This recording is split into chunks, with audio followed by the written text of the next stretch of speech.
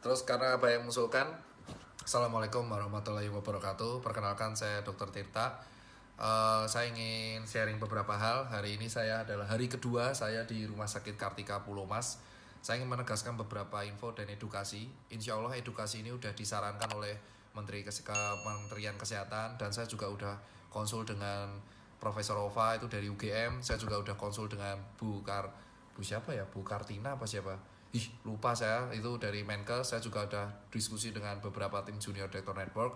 Saya ingin share beberapa edukasi. Tapi sebelum saya share, saya ingin bilang bahwa keadaan saya baik-baik aja. Ya gak gitu-gitu baik banget. Saya masih demam, naik turun, sama batuk.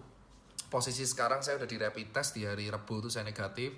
Dan saya ini adalah demam hari kedua, dikarenakan hari Jumat saya ada kontak dengan beberapa orang yang COVID. Dan ini saya PDP, masih pasien dalam pengawasan. Saya tes negatif, paru-paru saya di ronsen alhamdulillah aman, cuman ada gambaran bronkitis kronis. Ya, saya emang ada penyakit bronkitis kronis dari 2018. Tapi untuk gambaran pneumonia nggak ada, gambaran gejala COVID juga nggak ada. Lab saya aman, tapi kepastian untuk aman adalah swab test. Swab testnya nanti ada di hari Senin atau Selasa. Insya Allah tolong saya mohon doanya semoga aja swab test negatif, sehingga saya nanti bisa keluar bersama kalian lagi untuk berjuang. Tapi tetap dalam rumah sakit, saya masih melakukan berbagai kegiatan. Saya masih mengkoordinasi untuk pengiriman APD. Lalu saya masih mengkoordinasi dan bersama teman-teman pengiriman tur nutrisi. Dan saya tetap rutin membuat edukasi ke masyarakat. Nah, ini umpung saya ingin buat ini di Instagram TV. Edukasi yang saya ingin sampaikan adalah pertama, tolong buat teman-teman, dan ini udah saya konsul dengan kementerian dan kawan-kawan ya, bahwa yang pertama, tolong buat yang di Jakarta, jangan mudik terlebih dahulu. Kenapa? Karena dengan kalian mudik, bukan saya itu melarang kalian untuk bertemu dengan keluarga, itu bukan. Tapi apa? Posisi Jakarta itu adalah epicentrum corona. Semua itu bisa saja kena, tapi tidak menunjukkan gejala. Seperti yang dikatakan oleh Belva, staf sus presiden yang juga CEO Ruang Guru dan founder Ruang Guru, mengatakan bahwa dan sesuai jurnal bahwa sebenarnya separuh dari corona itu tidak bergejala atau asimptomatik. So, kalau kalian pulang ke kampung, mungkin imun kalian kuat, tapi yang kampung itu bisa jadi ketularan. So, lebih baik kalian di Jakarta. Jadi kalian di rumah aja gitu. Terus kedua, dok kalau saya kerja gimana? Nah, sesuai saran dari Belva, bahwa ternyata penggunaan masker kain itu dari jurnal-jurnal paper terbaru ternyata efektif untuk mengurangi penularan sampai 70%. So, buat teman-teman semua, orang awam yang masih kerja bisa memakai masker kain untuk aktivitas sehari-harinya, sehingga tidak perlu repot-repot membeli masker medis yang dipakai sekali. Maafkan, batuk saya masih ada. Rumah sakit saya tuh infus. Jadi sehingga masker medis bisa digunakan untuk orang-orang medis, dan kalian yang masih kerja di luar bisa menggunakan masker kain. Gerakan masker kain ini menurut Belva yang tadi udah di live, bisa dilihat di Insta live saya, sudah juga di share dari paper-paper. Itu ternyata beberapa bahan bisa mengurangi potensi menularkan infeksi COVID-19.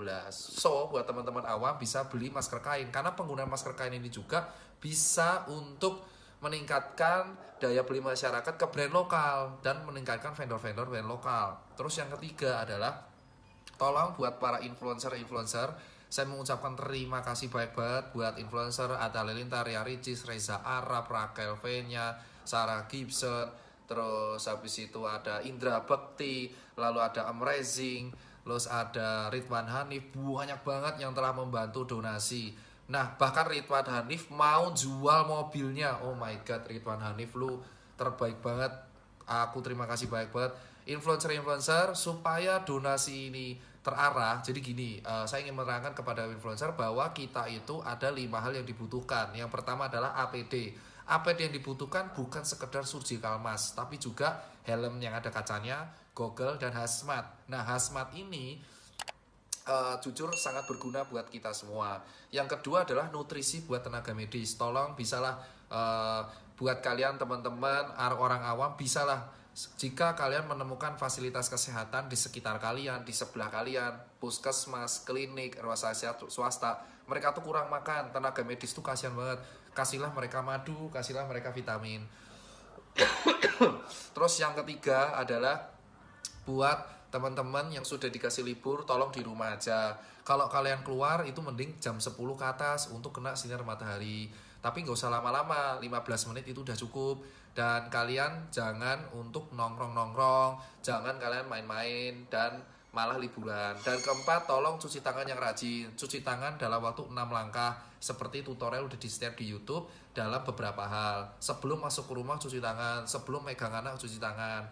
Dan berikutnya adalah untuk cairan disinfektan. Cairan disinfektan itu sesuai dari arahan dokter-dokter adalah yang digunakan untuk menyemprot alat-alat. Jadi kayak yang di jalanan itu harus pakai APD lengkap karena dia mengandung cairan klorin atau H2O2 dan cairan-cairan seperti mirip pemutih dan alkohol. Itu kalau kena tubuh bisa berbahaya. So buat teman-teman yang mau nyemprot masjid, mau nyemprot bis, mau nyemprot kereta dan teman-temannya itu tolong banget tolong memakai APD yang lengkap. Dan buat yang pakai chamber, disinfection chamber, saya sarankan jangan memakai pemutih, jangan memakai H2O2. Kenapa saya bilang?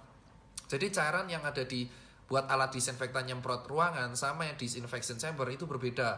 Nah, salah satu langkah yang bisa dilakukan seperti chamber yang dibuat dompet duafa. Ini efektivitasnya emang masih dikit, tetapi chamber ini bisa berguna untuk mengurangi jumlah virus di pakaian. Bisa memakai Aquades dan Dettol. Untuk takarannya bisa ditanyakan kepada dompet duafa dan Fatur dari UGM. Yang kelima adalah buat teman-teman semua sekalian, ini saatnya kita untuk tidak saling menghujat satu sama lain. Kritik boleh tetapi diucapkan dalam bahasa yang sopan.